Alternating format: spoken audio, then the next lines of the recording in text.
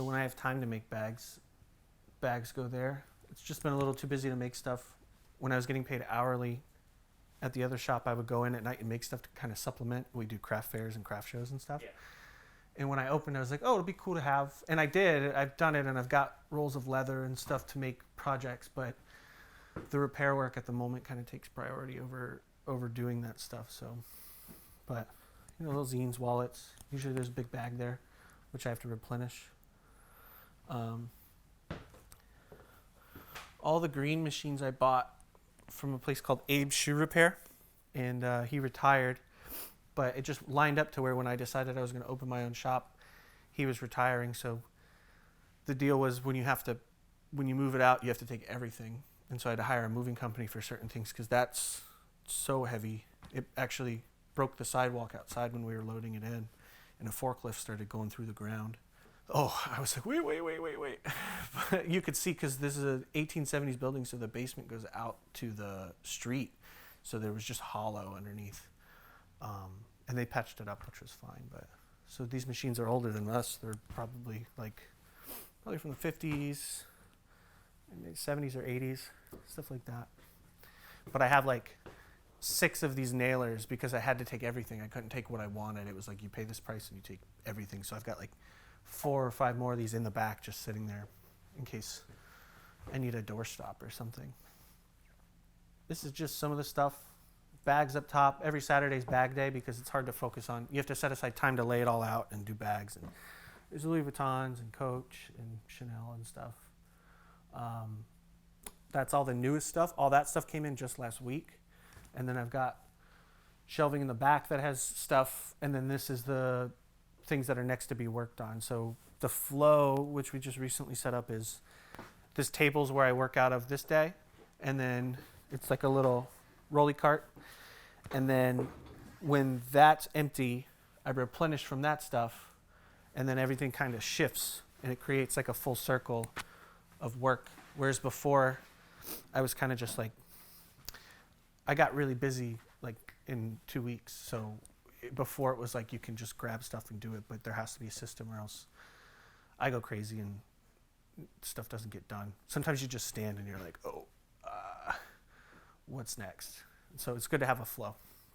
I got an air vent that leads out because the glue vapors, they're more dense than air, so they sink down and they get sucked out of tube out the back of the building.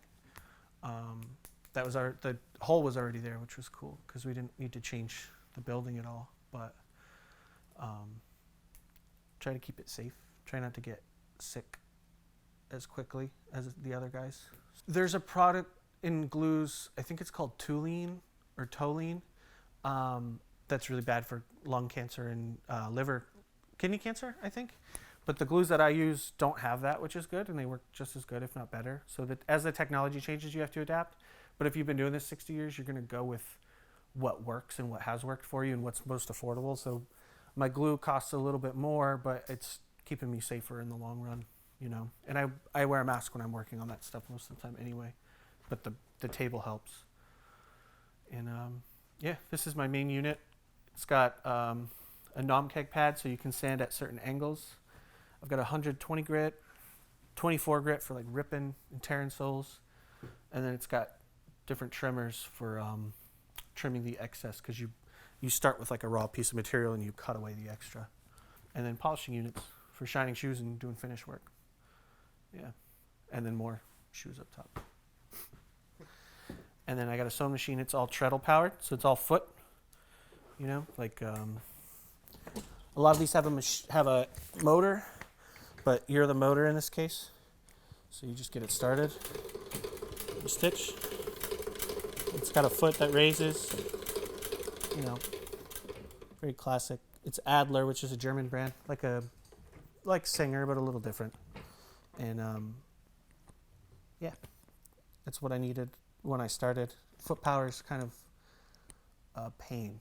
Starting is hard because you have to take one hand off whatever you're working on, and then stopping is hard because you have to take one hand off and break it, so that so you don't do an extra stitch or two, So you got to go slow, but it takes time. I'm pretty good at it. And I keep laces, some documents, stuff like that. My like apothecary drawers to kind of keep it looking turn of the century style with the way that the front does, and you know, it's a classic profession, so we try to keep it cool looking instead of, you know. I think it's what you expect when you go into a cobbler shop, though, is like you expect a little bit of a mess. So having the front organized and clean is presentable, but it also feels good to walk in and kind of like you can be like, okay, I'm not standing in chaos right now, so I can start my day. And then at the end of the day, you kind of try to clean up the chaos a little bit. Yeah, so that's where we're at. And then the back is just storage, extra, more shoes to work on, soles, raw materials, stuff like that. So, yeah, that's my shop.